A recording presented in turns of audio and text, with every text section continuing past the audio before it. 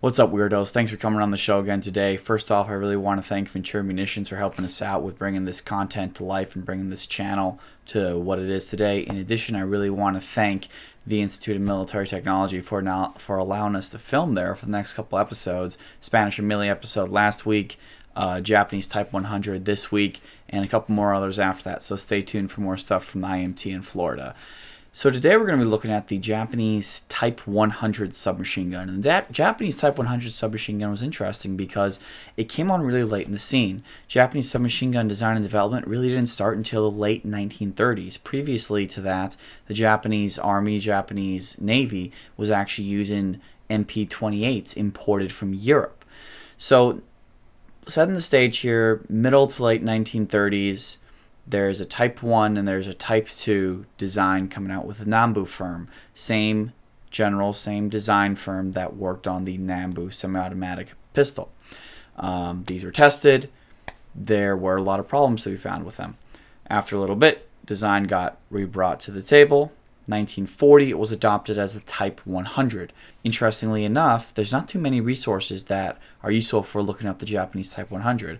Case in point, I have a Japanese infantry weapons from the Second World War. This is a handbook that was issued out to infantry officers, intel guys in the field in World War II. And throughout this entire book, not once does it mention the Type 100. However, it does say in the beginning of the book that less commonly encountered weapons were not even mentioned in this basic book of Japanese infantry weapons. So that tells you a little bit about the Type 100. It's that there are less than 30,000 of the model made. Very few of them ever even reached frontline use. In fact, of the last version, the 1944 version, some authors even question if any of the 1944 models actually left mainland Japan and actually entered combat service in the front. The Type 100 submachine gun was a open bolt, blowback, fully automatic, non-select fire submachine gun that was designed to be used by Japanese infantry during the Second World War. The submachine gun had a curved 30-round magazine that unfortunately could get easily stuck on things in the jungle. It was chambered for the 8x21mm Nambu cartridge, which was a pretty weak cartridge at the time. Not many international entities ended up adopting it or even liking it, despite Nambu's push to try to export the round and various designs in the round. The Type 100 had the ability to take a bipod, which was very unusual for any submachine gun design of the Second World War.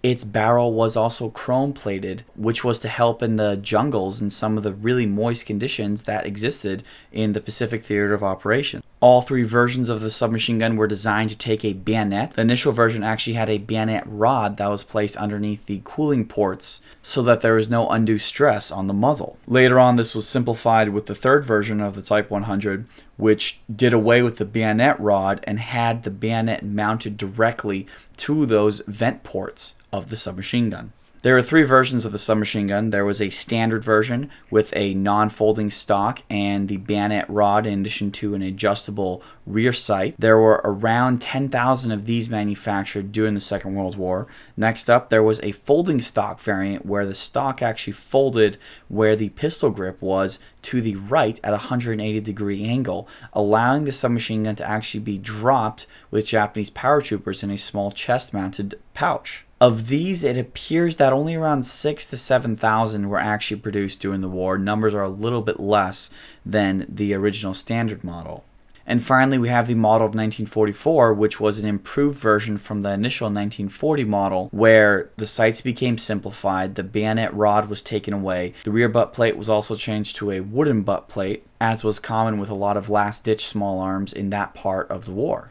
Another big difference between the 1940 models and the 1944 models is that the 1940 models fired at around 400, 450 rounds per minute, while the 1944 models fired at 800 rounds per minute, in addition to being a pound heavier, coming in at 8.5 pounds.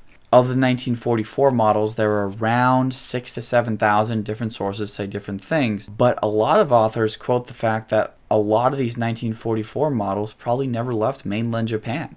So the example we have today from IMT is actually a deactivated Model 100 in the 2000 serial number range.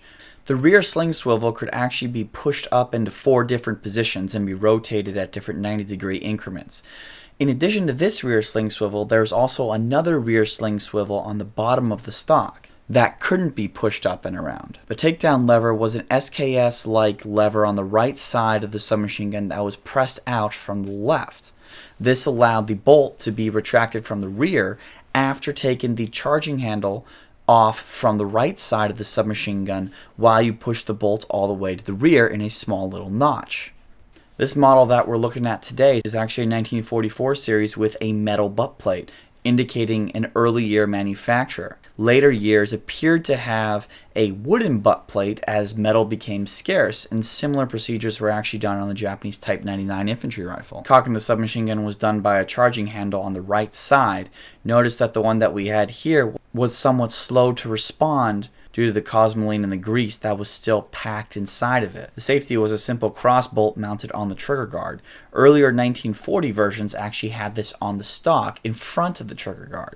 The magazine release was on the left side of the submachine gun and was a simple push button right next to the magazine. The sights on the model 1944 version were graduated for, it appears to be 100 and then 200 as well, with a peep sight and a V-notch at the rear. Obviously the 1940 version had an adjustable sight that could be adjusted at different increments. The system relied on a fixed ejector that the bolt was able to push past to knock out a round.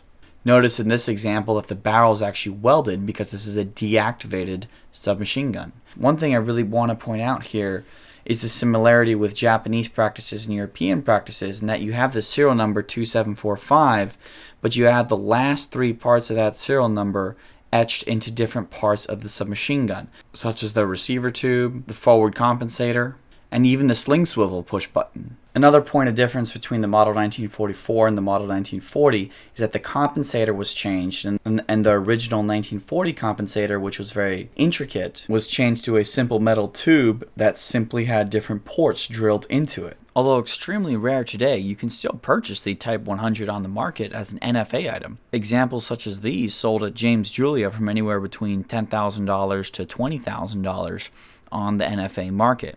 In addition, you can even purchase a non-firing working replica for under $2,000.